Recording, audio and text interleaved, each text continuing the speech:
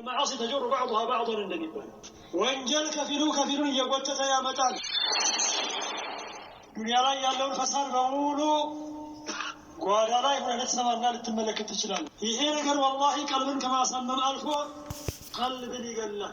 ስለዚህ ለነፍስ መድረስ ዛሬ ነው። አጠቃቀምህ መልካም ካልሆነ ሙሉ በሙሉ ሊቀር ነው የሚሻለው። ሰላም ተገኘ ወራጥ መሆን ይጠበቅብሃል።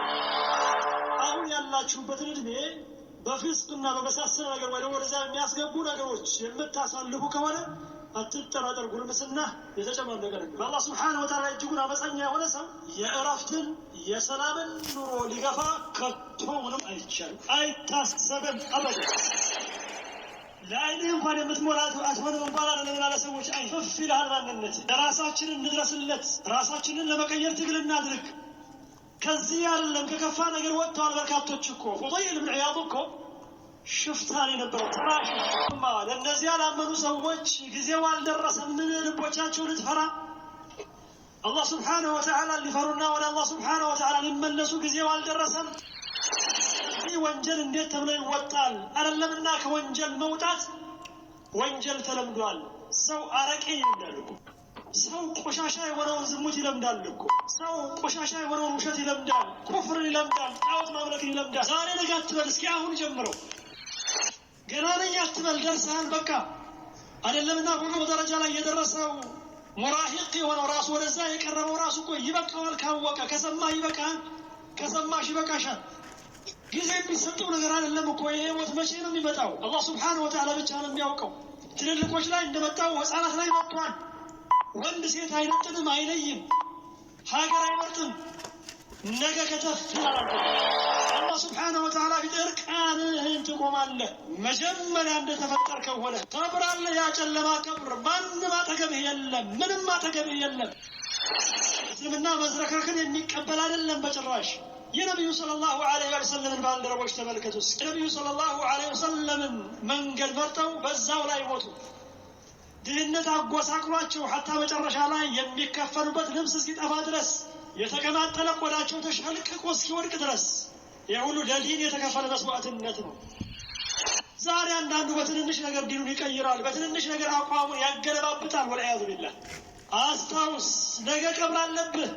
አላህ Subhanahu Wa Ta'ala ፊት የምትቆምበት ቀን ይመጣል። የጸዳ ትውልድ ያስፈልገዋል ኢስላም። አንድ ነገር ላስታውሳችሁ።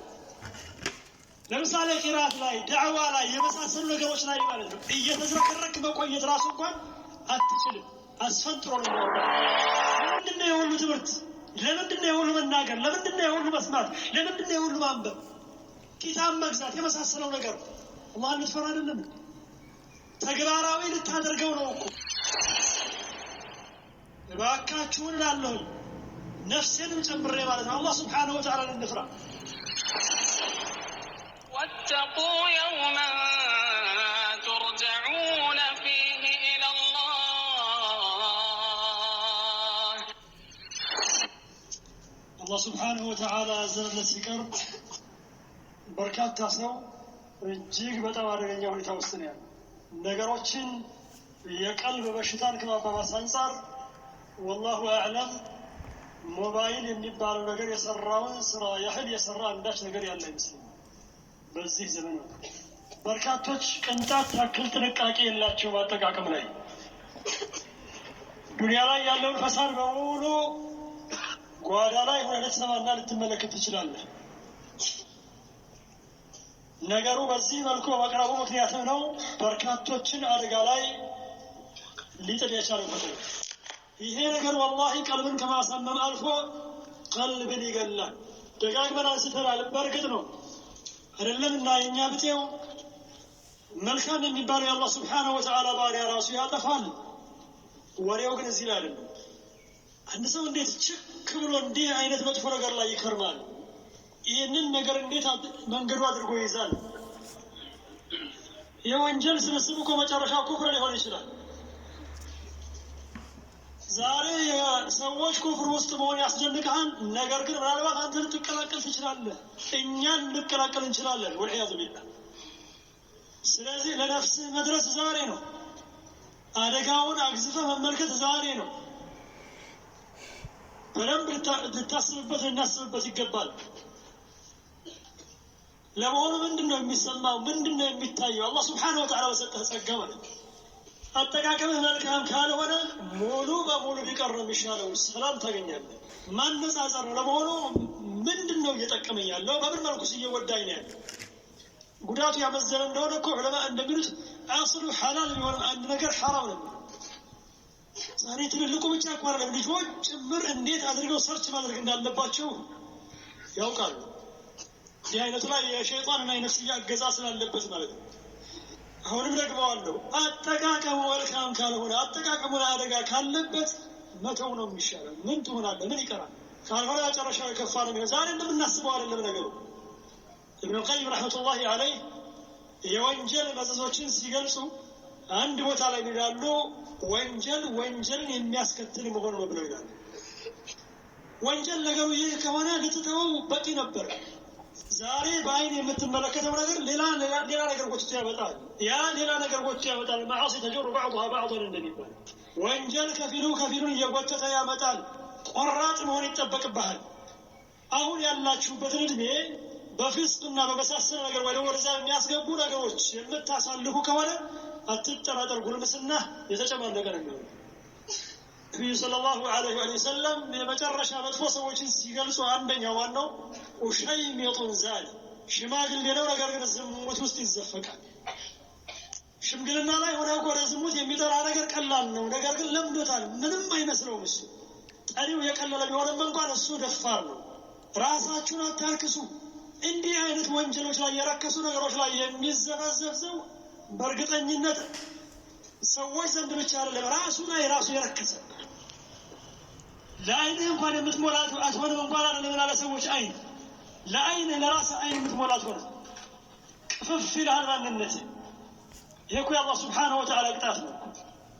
ውርደትን ያስከትላል። ሌላኛው ሸይኹል ኢስላም ኢብኑ ቀይም ረሕመቱላሂ ዐለይህ የሚጠቅሱት የወንጀል መዘዝ አላህ Subhanahu Wa Ta'ala ዘንድ የወረደ ወራዳ ነው። የአላህ Subhanahu Wa Ta'ala ባሮች ዘንድ የወረደ ወራዳ ነው። ነፍሱ ዘንድ ራሱ የወረደ ሌላ የሚጠቅሱት መዘዝ አለ።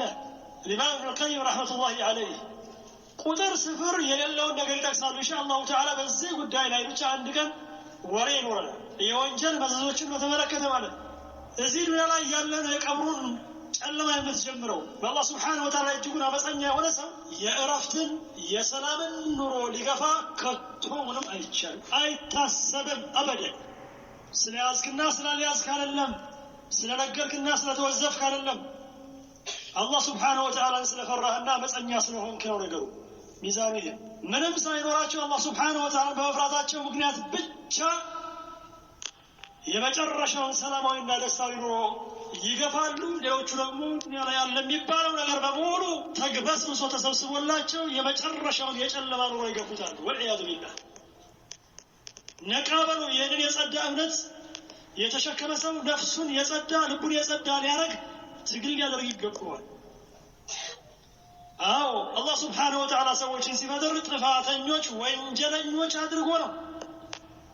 በአንዳንዴ ወንጀል መፈጸም መልካም ሊሆን ይችላል ለአንተ በርግጥ የተመለስክ እንደሆነ ማለት ነው። የራስን ቆሻሻነት ያየህበት እንደሆነ ርካሽነትህን ያሰብክበት የተመለከትክበት እንደሆነ እዛው ላይ ከቆየህ ግን ከባድ ነው።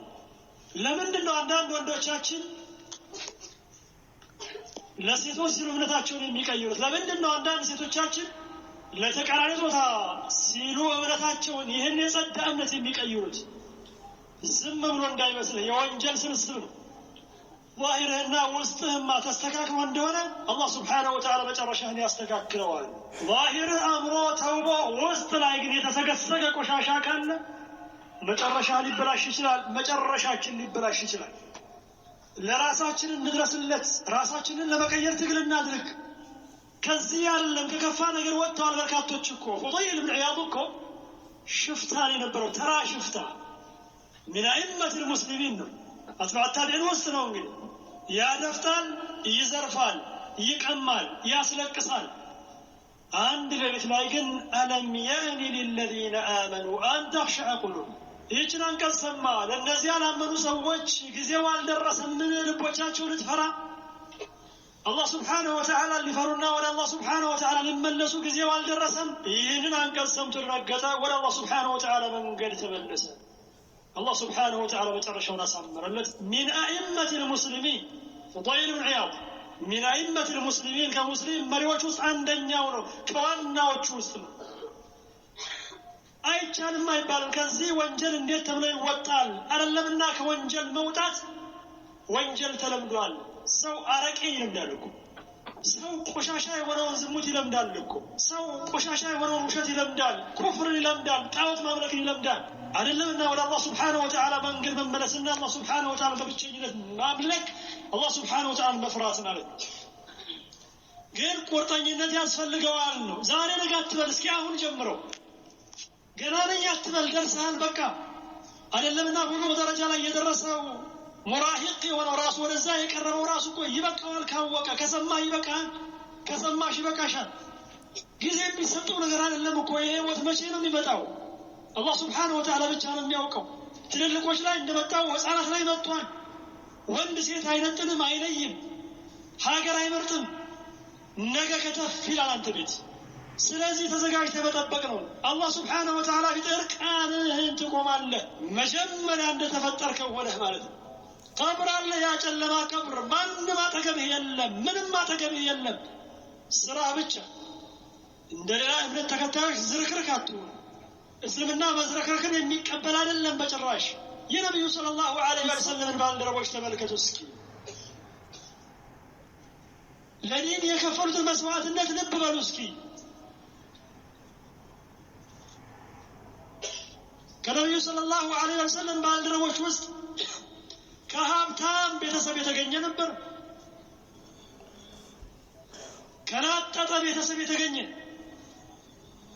የነብዩ ሰለላሁ ዐለይሂ ወሰለም ዳዕዋ ሰምተው ሰለሙ ከዚያስ ወላጆቻቸው አይንህን ላፈራሯቸው የኛና የናንተ ነገር አከተመለት አሏቸው የነብዩ ሰለላሁ ዐለይሂ ወሰለም መንገድ መርጠው በዛው ላይ ሞቱ ድህነት አጎሳቅሏቸው حتى መጨረሻ ላይ የሚከፈሉበት ልብስ እስኪጠፋ ድረስ የተቀማጠለ ቆዳቸው ተሸልቅቆ እስኪወድቅ ድረስ የሁሉ ለዲን የተከፈለ መስዋዕትነት ነው ዛሬ አንዳንዱ በትንንሽ ነገር ዲኑን ይቀይራል በትንንሽ ነገር አቋሙን ያገለባብጣል ወለያዙ ቢላህ አስታውስ ነገ ቀብር አለብህ አላህ Subhanahu Wa Ta'ala ፊት የምትቆምበት ቀን ይመጣል ألا يظن أولئك أنهم مبعوثون ليوم عظيم يوم يقوم الناس لرب العالمين እርግጠኞች አይሆኑም ምን እነዚህ ሰዎች ألا يظن أولئك أنهم مبعوثون የሚቀሰቀሱ መሆናቸውን እርግጠኞች አይሆኑም ምን ይላል አላህ Subhanahu Wa Ta'ala እርግጠኛ አይደለህም እንዴ ليوم عظيم ለታላቁ ቀን يوم يقوم الناس لرب العالمين ሰዎች ለዓለማት ጌታ አላህ Subhanahu Wa Ta'ala የሚቆሙበት ቀን ይህ ቀን ሆኝ ነው መጪ ነው አማኞች የተባለው እኮ በገይብ ስለምናምን ነው ባላየነው ነገር ስለምናምን እኮ በል ያ የማናየው ነገር የበለጠ እምነትን ይጥላል አንዳንድ ከምናየው ነገር ማለት ነው ወረብ الكعبة ከምንድነው የሁሉ ኋላ ማለት የጸዳ ትውልድ ያስፈልገዋል ኢስላም አንድ ነገር ላስታውሳችሁ ለምሳሌ ቂራት ላይ ዳዕዋ ላይ የመሳሰሉ ነገሮች ላይ ማለት ነው እየተዝረከረክ መቆየት ራሱ እንኳን አትችልም አስፈንጥሮን የሚያወጣ غالي በጣም ከባድ በመታወቁት ነገር ስሩ ቅድም ተወሷል አንዱ ትልቁ በሽታ እንደው የምታውቀውን ነገር ተግባራዊ አለማድረግ ነው ይሄ የአይሁዶች መገለጫ ነው ለምንድነው የሁሉ ትምህርት ለምንድነው የሁሉ መናገር ለምንድነው የሁሉ መስማት ለምንድነው የሁሉ ማንበብ ኪታብ መግዛት የመሳሰለው ነገር አላህን ልትፈራ አይደለም ተግባራዊ ልታደርገው ነው